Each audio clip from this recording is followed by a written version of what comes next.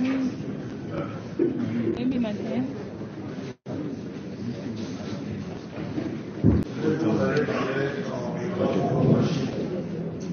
Nous sommes en phase de démarration de la confiance. Si vous allez refuser, et puis le moment venu, vous allez développer, parce que tout ce que vous allez lire dans le salon, vous allez découvrir si nous allons dire. En sont les autres audiences, vous permettez de approfondir et vous allez approfondir. Et donc, il y a encore du temps, des énergies aussi. Parce que s'il y a avec lui, vous pouvez un peu ce que ça va faire. Est-ce qu'on peut considérer qu'il ne reste que les deux qui vont faire? Non. Non, c'est le public, oui. C'est le public, oui. Nous avons au total, sous la politique, nous avons 4 publics. Vous avez constaté que la première public était la présentation des très complets de la mesure à la société des postes prévus. Et là, nous sommes en plein dans les marchés publics pour essayer de démontrer tout ce que le ministère public a réalisé ici. Viendra à la grande de la société, parce que c'est un point essentiel dans cette affaire, dans cette instance, parce qu'on a écouté suffisamment sur l'inexistence de la société civile. Après, on va rentrer dans le bain du droit pénal pour essayer de rencontrer les prétentions du ministère public. Mais ça sera assez concis. Oui, d'abord, on voudrait faire remarquer ceci. Il vaut mieux consacrer beaucoup plus de temps dans le vif du problème du droit pénal, comme vous l'avez dit, consacrer beaucoup plus d'énergie là-bas et nous épargner de beaucoup de théories sur le droit pénal. Donc, sur la prévention, en relevant les éléments constructifs pour les développer et puis pour les rejeter par rapport aux résultats du ministère public. Oui. Parce que si vous allez vous concentrer trop sur le droit de société, vous risquez de vous épuiser et le droit pénal va être en oublié. Oui, monsieur le bâtonnier. Merci, monsieur.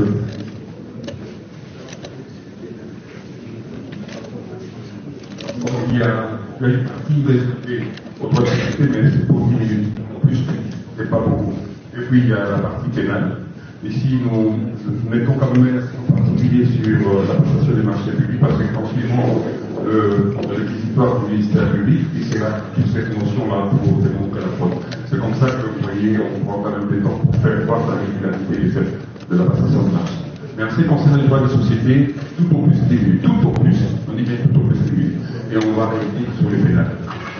Vous savez combien de temps le KPA de nos prix? Bon, il a toujours été ainsi.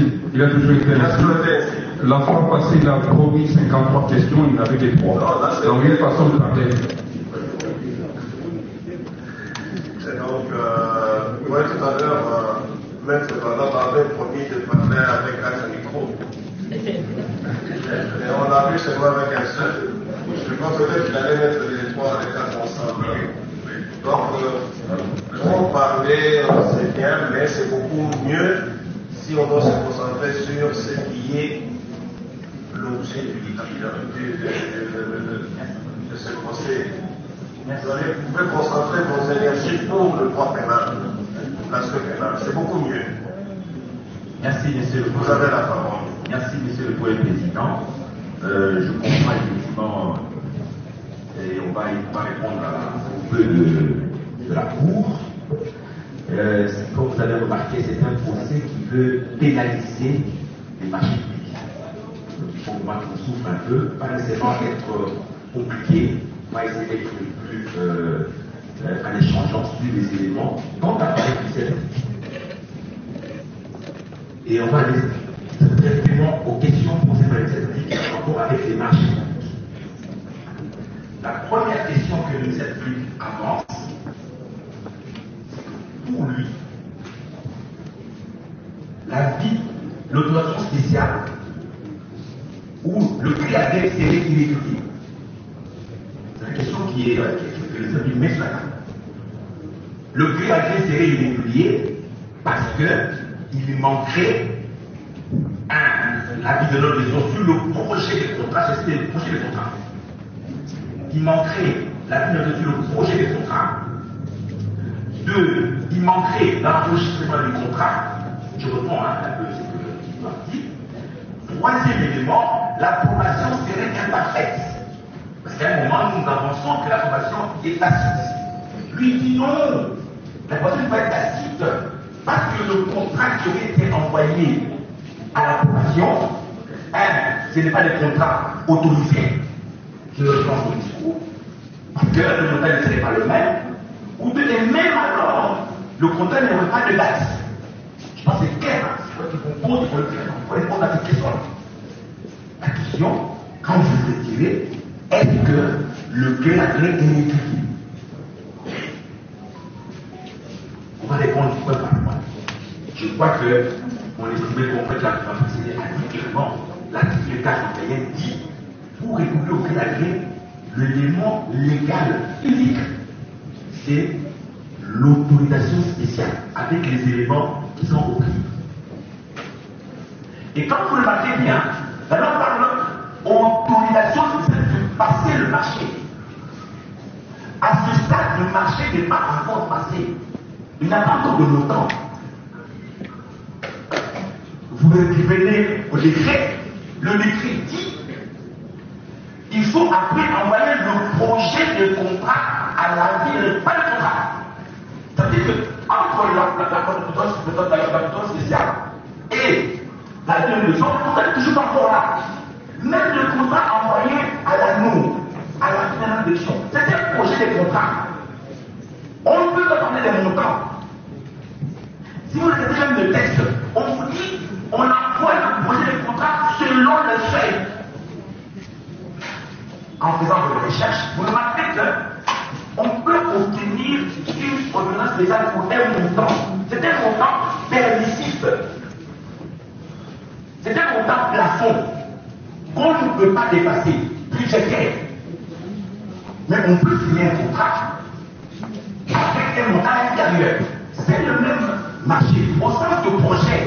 Parce que le marché en sens contrat n'est pas encore fait. Je crois que c'est un élément important. Donc la théorie, selon laquelle il ne s'agit plus d'un même marché.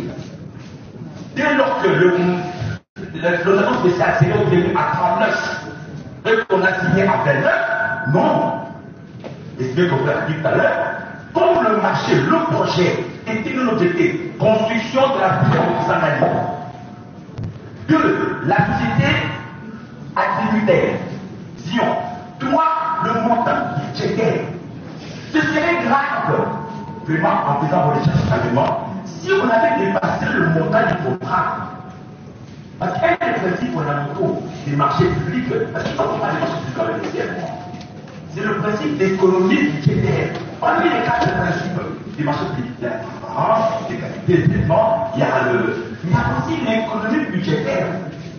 Le réflexe d'une autorité contractante de passer un marché pour un montant supérieur à celui autorisé, tant mieux, tant mieux.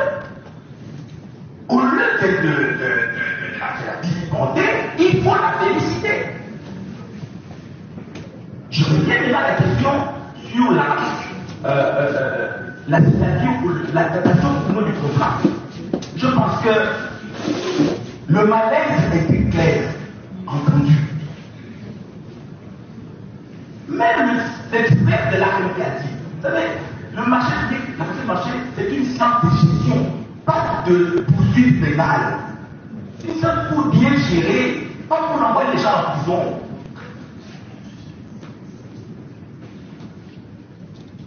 La pratique est celle-ci. Et c'est une pratique, quand on envoie le contrat signé, même pas le contrat signé à l'approbation, ce contrat-là, la pratique qui blague n'est jamais datée. C'est pourquoi? Parce qu'on ne veut pas, c'est une question de civilité. Vous savez bien, l'histoire de ça, comme ça. Le chef, s'il voit qu'il s'est signé, c'est embêtant. Et il a dit, il m'a dit que c'est vrai, c'est à l'aise. Et c'est le cas. Vous verrez même que si le contrat n'avait pas été annexé à la demande d'approbation. La première pièce, je vais dire le contrat, le contrat signé. La première pièce que le notaire Baptiste, par le biais de son délégué, de des États, aurait demandé, veuillez me donner le contrat signé. C'est pour la pièce. Et ça, c'est l'expérience. Et quand vous voyez les demandes des compléments, c'est autre chose hein, que le contrat signé. Pas le contrat signé quand vous voyez, c'est 3-4 pages avec les autres annexes. On le sait. Et je vais même plus loin. Cet élément-là, la réponse du directeur de cabinet, elle est intéressante même au niveau de l'autorisation d'utiliser les fonds ministère de l'association. Le problème de tout à l'heure que l'objet de l'approbation, c'est de vérifier qu'il y a un budget. Le budget, c'est quoi? Un montant et une ligne et une source. C'est ça le budget. Quel est le montant? Ça dit tout. Quand vous regardez la réponse à la demande d'approbation, qui a comme objet, pas on ne va pas trouver, c'est dire, veuillez nous dire qu'il y a un budget. Le gars demande le budget. Quand il répond le directeur de cabinet, il dit, il dit pas, non, vous devez chercher un budget. Il dit pas. C'était le premier problème, le premier point de l'aurait trouvé. Donc le directeur de cabinet lui-même, en invoquant même pas, même alors qu'il est mental, comme a dit l'expert de la réalité, l'expert de la réalité, il est non là-dessus, malgré le fait qu'il soit là-dessus, malgré cet élément, il n'évoque pas l'élément essentiel de l'objet de la fonction, qui est l'absence de budget. Et il n'évoque pas l'absence de contrat signé. C'est deux éléments importants. Vous savez, c'est très difficile hein, que je complète comme ça, parce qu'il faut comprendre les nuances là-dessus. Et je vais plus loin. Quand vous regardez la lettre qui est évoquée, parce que c'est une lettre très intéressante. Elle vient après le délai et vous demande de sursoir à la procédure, en attendant de voir clair. Il ne veut pas l'annuler, hein. La solution, c'est de suspendre le processus de. C'est tout. Si c'était si irrégulier que ça, absence de site, absence d'échange au gouvernement, autorisation, votre marché là-bas, on ne le connaît même pas. Arrêtez-le. Et ça arrive. Il y a eu des cas comme ça où la première ministre a demandé aux autorités d'arrêter les marchés. Et les autorités sont allées à l'arrêter en recours. Donc ça, c'est un élément important sur lequel je voulais revenir. La régularité du prix à gré et la régularité de l'approbation du marché. Le marché a été approuvé tacitement. Maintenant, la question qui est intéressante, hein, elle est très fine apparemment. Il dit, mais comment est-ce qu'on aurait pu approuver implicitement le marché alors qu'il n'y a pas de l'ordre sur le contrat? C'est intéressant. L'expert il vous dit, même si on répond à l'État, c'est non assumé. On dit non, n'arrêtez pas. Si c'est en retard, s'il n'y a pas d'adaptation sur le projet de contrat, la personne va devoir 30 jours pour faire appel en matière civile, il faut quand même faire appel. C'est ce que ça veut dire. On vous donne 30 jours pour faire appel en matière civile. Vous ne faites pas appel, vous venez 40 jours plus tard.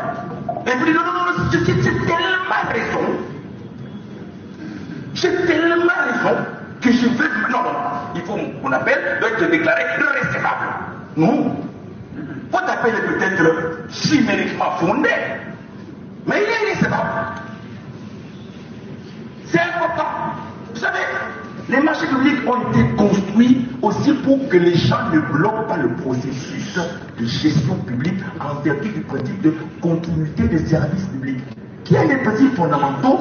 Mais là, c'est même un principe fondamental, c'est pas un principe général, avec la loi organique sur les services publics de 2000. Donc, c'est qui avait devenu un principe fondamental de continuité des services publics. Très intéressant, je crois que c'est l'élément sur lequel je voulais présenter. Un autre élément, je ne peux pas aller, on va essayer de répondre en forme de réplique aux éléments de l'éthique, c'est la question sur la modification du contrat. Je répète encore, il n'y a pas eu d'avenant sur le montant du marché. Il n'y a pas d'avenant. Parce que lorsque le montant est modifié, le contrat n'a jamais été signé. Je répète, nous sommes dans la phase d'autorisation spéciale et approbation. Ça n'a rien à voir. Aucun contrat d'assignation à ce stade-là. Voilà. Donc c'est une modification entre le budget et le montant du marché. Ce n'est pas un marché, c'est un projet de marché. Maintenant je reviens à l'avenant dont il parle, où il dit, oh c'est un kit, moi j'ai bien aimé son développement. Je pense que ce malaise vient des anciens projets, des anciens dossiers. Rappelez-vous du dossier Jamal, hein, où on disait à quel moment est-ce qu'il y a eu détournement. J'ai pas aimé le marché public, moi je suis dans le marché public là. À quel moment il y a eu détournement? Est-ce que c'est au moment où l'argent sort du compte de Jamal, ou au moment où l'argent sort de la banque centrale pour le compte de Jamal? Retenant la leçon, le ministère public revient. Il dit non, effectivement, il essaie de construire cette logique. C'est lorsque l'argent sort du compte du ministère privé. Il dit, premier élément, sans avenant, c'est ça son argumentaire là, sans avenant, on modifie même le numéro du compte. La question que je pose, je répète encore, la loi, les décrets sur le manuel du marché public dit, on peut faire un avenant à moins de 5% sur simple lettre qu'on appelle ordre de service. C'est un appel. Une lettre suffit, c'est très courant en marché public. On appelle ça de la technique. Vous avez l'idée comme ça, changer les postes, hein, c'est très courant. Deuxième élément, imaginez le problème dans la logique du ministère public. Finalement, c'est le versement dans le compte de Zion ou dans le compte de Zion qui a un problème. Donc vraiment, on est dans une logique vraiment tout à fait, c'est pas impossible. Dans ce premier cas, il dit, ok, imaginez qu'on ait déjà le compte de Zion dans Equity, donc le compte de détournement. Lui dit, c'est parce qu'on a changé de niveau de compte. Toujours les Zion, c'est là qu'il y a détournement. Il y a un problème. Parce que qu'est-ce qui a été véhiculé? C'est que le compte de Robank, c'est le compte de mon client Moutamba. C'est ce qui a été véhiculé. Moi, quand j'ai entendu les gens me dire, oh, Moutamba a ouvert un compte avec sa copine à Robank, il a versé l'argent. J'ai entendu ça. Dispensez-nous de ce genre de propos. Merci beaucoup. Je retire.